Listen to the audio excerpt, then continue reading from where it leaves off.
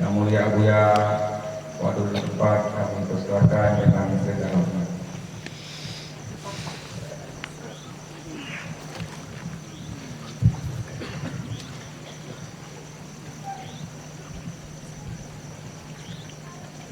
Assalamualaikum warahmatullahi wabarakatuh.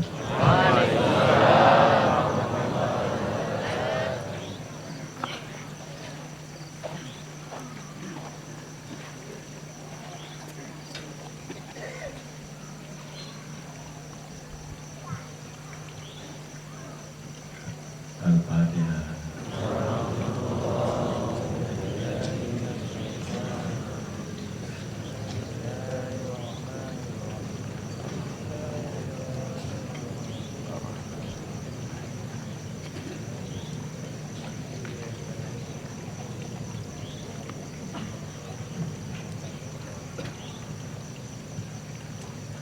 Pada malam yang berbahagia ini kita telah diberikan taufik ya Allah sehingga kita dapat hadir di posko Tauhid Irfan di Kedepaya ini. Hadir bersama kita yaitu pada malam ini ada Bapak Menteri dia dan juga Bapak Bupati Sumatera Raya dan juga mewakili daripada Pak Kodim dan juga Pak Kapolres dan banyak sebenarnya yang hadir. Pada malam ini ada yang dari Istasane, Molinanggonya, ada yang dari Wiluwes, Hidayat, ada yang dari Batam, dan juga ada yang dari Medan, yang dari Silang, dan semua ada yang dari Langsa. Dari Langsa ada Pak Gubernur Langsa sampean, ada yang dari Batam. Jadi hampir seluruh Aceh tadi dan juga datang di sini menyaksikan disaksikan yaitu yang luar biasa bahwa pemuda-pemudi RP2T dari macam operasi sampai mengoperasi organisasi yaitu mengadakan acara pengajian bertasawuf kepada jadi luar biasa. Nanti belum dilakukan lagi tempat yang saya kunjungi di Aceh Utara, Banda Aceh, kita hadir ini untuk pakar tasawuf Banda Aceh di Daud. Jadi bahwa apa yang disampaikan Pak Wabuk luar biasa, pemuda-pemuda dan pemudi-pemudi ini mengatakan waktu rijal betul juga bahwa himmah daripada pemuda-pemudi dapat mencontohi. Para hadirin sekalian, saya diamanahkan oleh Bapak Bupati Pak Mu, dia dapat mentauhid tasawufkan atau mentauhid irfanikan, sufikan orang-orang Adiyah. Ini amanah beliau. Ini amanah beliau Abu dengan Abu yang membuat posko tasawuf irfani yang di Adiyah ini. Semoga Abu dapat mentauhid tasawufkan atau sufikan orang Adiyah. Jadi amanah beliau. Jadi manfaatnya untuk ada gagasannya dari ideologi bersama Tengku Adami dan mengajak sebagai organisasi yang ada dari pemuda-pemudi yang ada di Aceh untuk mengadakan acara pada malam ini. Para hadirin sekalian, sebenarnya ajaran tasawuf ini mudah saja. Dengan mempedomani Allah berfirman di dalam Al-Quran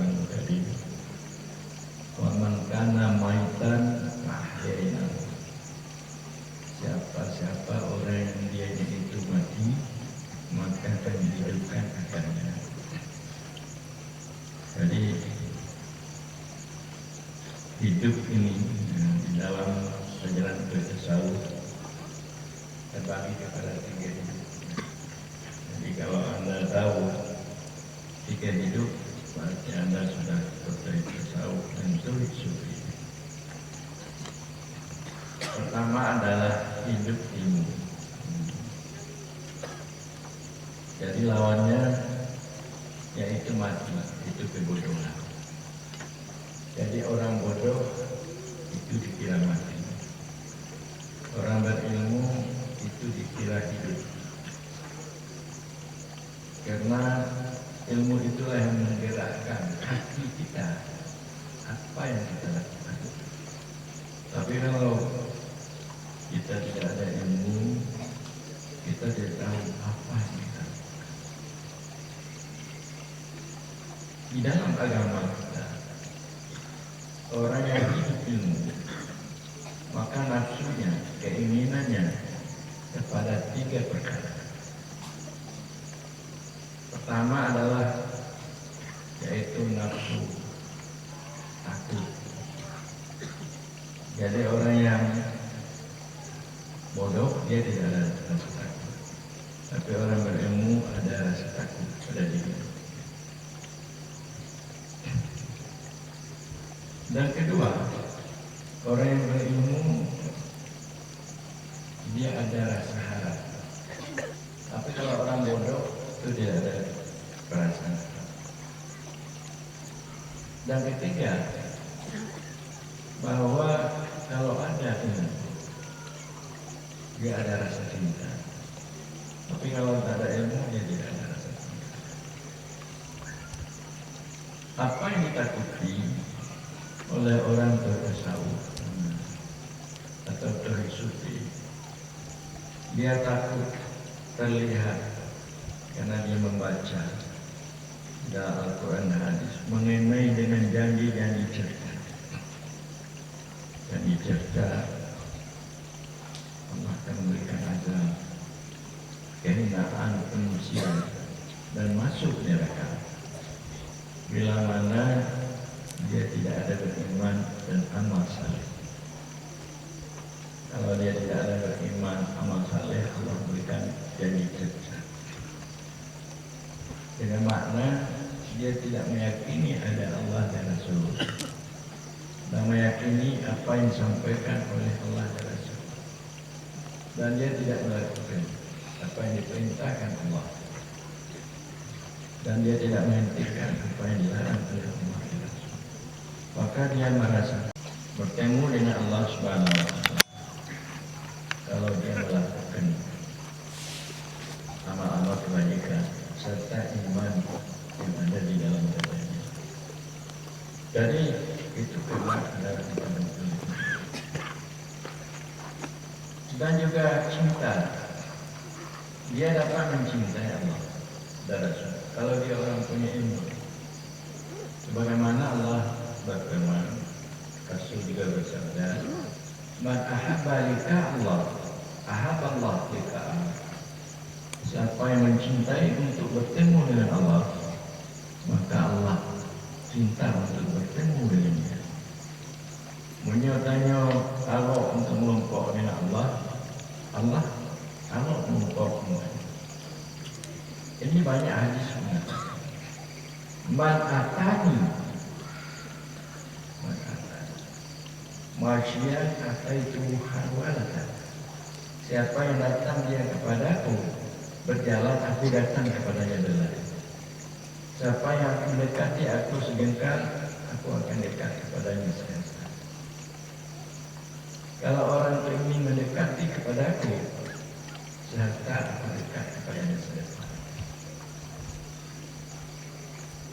Siapa-siapa yang takarub memantapkan diri kepadaku, kepada Allah, dengan melakukan sembahyang sunnah, yang melakukan zikir, zikir dan sunat-sunat lainnya, sedekah segala macam, maka adalah aku pendengarannya yang dia mendengar dengannya pendengaran, karena aku cinta kepada dia.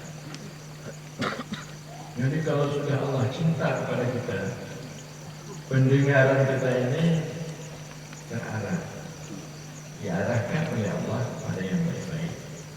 Penglihatan kita diarahkan oleh Allah pada penglihatan yang baik.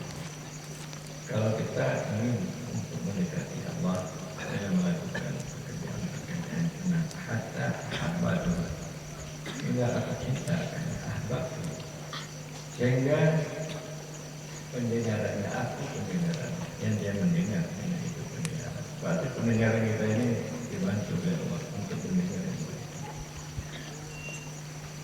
Jadi yang demikian itu karena ada ilmu. Jadi kalau nggak ilmu kita nggak tahu bagaimana kita untuk mencintai Allah. Bagaimana Allah jika berfirman, itu Allah berfirman. Firman Allah, siapa-siapa yang mencintai Allah itulah aku.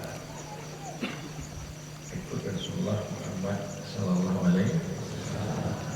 In kuntum tuhibbuna Allah fattabi'uni yuhibbukum. Jika kamu mencintai Allah, ikut aku Muhammad. Apa yang dikerjakan oleh Muhammad, apa yang diinginkan oleh Muhammad, bagaimana akhlak Muhammad, sifat-sifat Muhammad, mengikut Muhammad, kita dicintai oleh Allah Subhanahu Wa Taala. Itu adalah hidup dengan ilmu. Ilmu yang dimaksud ini ilmu apa nih? Apa ilmu matematik? Apa ilmu apa? Apa ilmu fisika? Ilmu yang dimaksud ini ilmu agama. Ilmu yang ada di dalam Al-Quran dan hadis. Jadi oleh karena itu bagaimana kata Bapak Abu tadi, boleh ada kita mencari ilmu sumber-sumber daya alam, sumber-sumber daya manusia, tapi sumber daya Allah itu yang paling utama.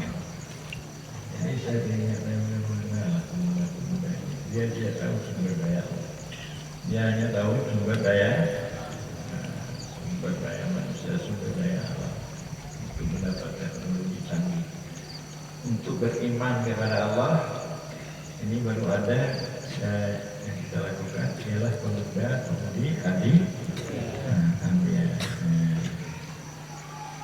yang memasukkan kita surga iman dan amal saleh kita. Ini artinya kita dapat bermakrifat baik kepada Allah, mentauhidkan Allah, dapat kita melakukan ibadah ubudiyah yang baik. Jadi mudah-mudahan pemuda-pemudi Abdiyah insyaallah mereka akan dapat, mereka akan masuk surga.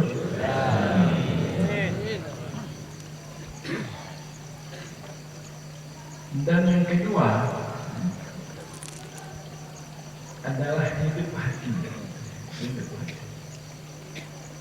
Hati yang berkemauan, yang berkasat untuk dekat dengan Allah. Tapi kalau hati yang tidak berkemauan, yang tidak dekat dengan Allah, keinginannya berkasat dekat dengan Allah, maka itu dikatakan hati yang mati. Hati yang mati, tidak hidup. Hati yang hidup, hati yang berkemauan, ingin untuk mendekatkan diri kepada Allah Subhanahu wa Ta'ala, itu adalah merupakan hati yang hidup. Kalau kita hanya kemauan kita kepada benda, kepada harta, benda dan harta itu mati, maka dikatakan hati kita itu hati mati. Saya kemauan saya, keinginan saya duit, saya keinginan saya, kemauan saya kedudukan pangkat, saya kemauan saya itu kepada harta itu benda mati, benda mati, pangkat itu sudah mati. Makna mati tidak lama kita jadi pangkat berpangkat. Jadi kita tidak berpangkat lagi. Cuma yang lama berpangkat ini itu Bapak Wabu Acabana. Dia 35 tahun jabatan tadi. Dari sama dari sekitar tahun 32. Lalu Abu kali mau 25 tahun. Lain Mekah. Tapi alhamdulillah walaupun beliau berpakat, banyak nggak perlu. Bapak dia belum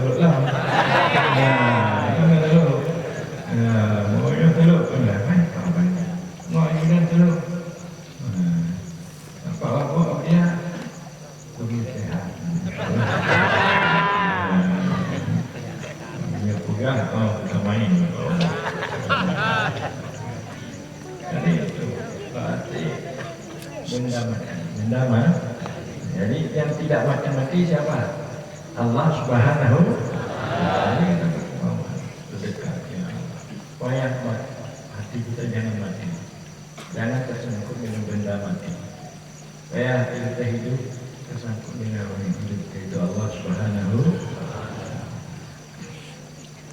Maka hati yang berkemauan untuk hidup, hati yang berkemauan untuk dekat dengan Allah, dengan himmah yang kuat, kasat yang benar, dia ada 3 sifat nafsunya yang ada pada diri. Pertama, istilahnya nafsu ibtidah. Makna nafsu ibtidah ini, dia terputus sangkutan hatinya kepada alam ini, kepada selain Allah. Karena selain Allah ini panah. Tadi selain Allah panah. Jadi sangkutan hatinya kepada yang berkah, yaitu kepada Allah Subhanahu wa Ta'ala. Sehingga dia terpaksa bagaimana supaya dia berkemauan kepada Allah. Karena selain Allah itu nafsu ibtidah. Pada awal dia ingin berjalan kepada Allah karena dia putus asa dan melihat selain Allah itu sifatnya panah, tidak memberi berkah, tidak membawa kepada kebaikan yang abadi. Makanya dia berhajat kepada Allah Subhanahu wa Ta'ala. Berhajat kepada Allah ini dalam pertengahan jalan. Sebagaimana Allah berfirman, ya ayuhan nas antumul fuqara ila Allah. Hai manusia, kamu sekalian berhajat kepada Allah. Antumul fakir, ya ayuhan nas antumul fuqara. Hai manusia, kamu ini fakir, berhajat kepada Allah. Fakir artinya tidak punya apa-apa. Kalau orang tasawuf, sufi, tubuhnya bukan punya dia, nyawanya bukan punya dia. Tubuh kita punya siapa? Punya Allah. Kalau punya kita, tubuh punya kita, tentu kita tidak mau kulit kita kendor. Nanti menunjuk kulitnya kendor, matanya kabur, tidak mau. Badan tanya lemah, kita tidak mau. Tapi ini bukan punya kita. Jadi lama-lama sebuah tubuh ini sedikit seperti saya ini kena benar-benar. Tubuh bukan punya kita, nyawa bukan punya kita. Punya nyawa yang acaranya pura mati-matinya, mati-matinya. Isyak juga pinang dia, dia mati. Siapa? Isyak juga rumahnya, kahek juga rumah, kahek juga motor. Nyawa bukan punya kita. Itu sama sekali milik. Harta milik siapa? Pangkat kedudukan. Jadi itu fakir di dalam tasawuf sufi. Fakir tidak ada milik. Tapi kalau fakir dalam ilmu fikih, berarti apa yang dia cukup bertanya fakir. Tapi kalau fakir dalam tasawuf dia tidak ada milik. Maka oleh karena itu senantiasa dia berhajat kepada Allah. Dengan makna dia tidak lupa Allah. Ingatannya selalu senantiasa supaya berada di hadapan Allah. Maka Anda disuruh berzikir tertib selebih supaya Anda senantiasa berada di hadapan Allah. Dan kemudian ada istilahnya lagi, hidup iftikar, hidup bermegah-megah. Bermegah-megah karena dia sudah bersama Allah. Dia megah senang bersama Allah. Dia senang ibadah, dia senang sembahyang, dia senang berzikir. Dia bermegah-megah, bukan bermegah dengan nafsunya, bermegah-megah dengan Allah. Karena dia akan dapat melakukan ibadah yang baik. Berarti dia sudah bersama, artinya sudah tersangkut mencintai Allah. Terlihat keberadaan Allah, kekuasaan Allah, sifat-sifat Allah, sifat kebagusan dan kehebatan Allah pada dirinya, pada alam semesta. Dia senang. Jadi orang-orang yang hatinya hidup dengan makna berkemauan untuk dekat dengan Allah, itu dikatakan hidup abadi, hidup selama-lama, hidup pada alam kudus, pada alam bersih. Jadi kalau hati kita senantiasa berkemauan kepada Allah, kita hidup abadi, kita hidup abadi. Tapi kalau kita kemauan hati kita kepada dunia ini, kita tidak bisa hidup. Karena dunia ini tinggal, atau ditinggalkan, kita tinggalkan dia. Tapi kalau hidup dengan Allah, Allah tidak meninggalkan kita. Kita tidak meninggalkan Allah. Kalau mau mati, kita juga bersama Allah. Bersama dalam kubur, bersama Allah. Di akhirat, bersama Allah. Jadi mulai sekarang kita bersama Allah, sampai selama-lamanya kita bersama Allah. Dengan istri, bersama Allah. Dengan mobil kita bersama Allah. Boleh kita dunia ini kita pakai, tapi kita jangan lupa-lupa kepada Allah. Sebab Allah yang menciptakan segala-galanya. Baik kita dan nikmat-nikmat adalah semua pemberian Allah. Ini hidup dikatakan hidup abadi, hidup selama-lama. Bagi hati orang yang hidup berkemauan kepada Allah. Jadi mudah-mudahan adik-adik dan anak-anak kami sekalian, supaya anda dapat untuk menempatkan pada diri anda bercita-cita hidup abadi, yaitu hidup berkemauan untuk dekat dengan Allah.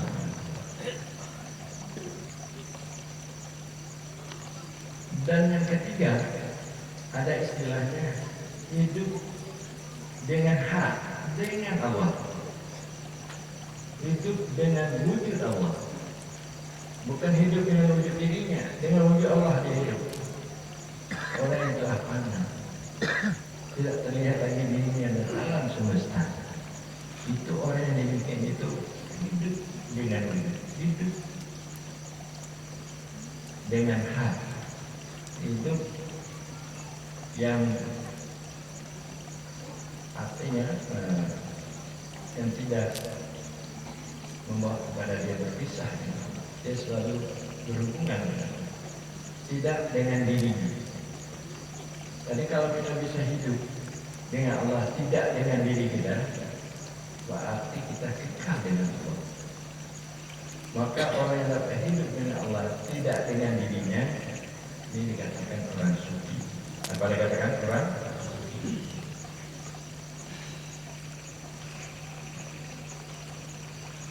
Dan juga dia dapat hidup dengan kehebatan Allah yang bisa mematikan tidak artinya keseimbangan, karena dia tidak teringat kepada dirinya. Allah, kehebatan Allah teringat, itu hidup dengan hebat, sehingga dia tidak teringat dia dirinya, melihat dia kehebatan Allah.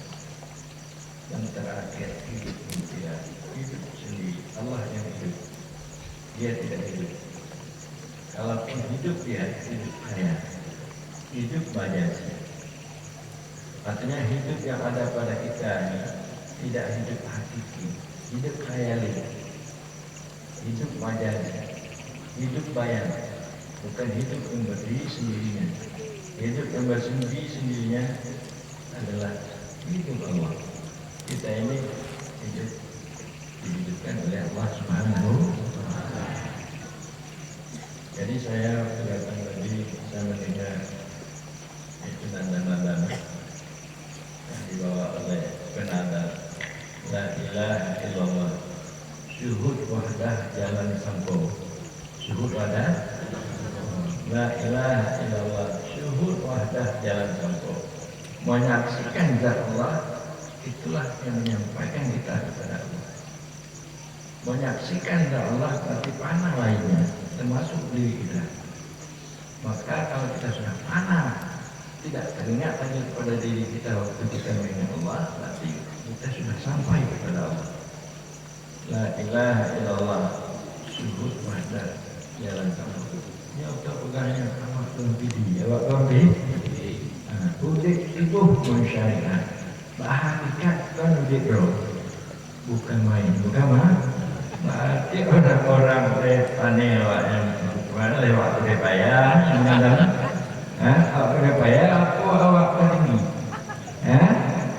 Bahkan sama tak menadam. Yang nadam tauhid tasawuf, nadam tauhid sufi. Udik tubuh masyarakat. Bahagikat kau udik roh, udik tauhid, udik Allah Subhanahu.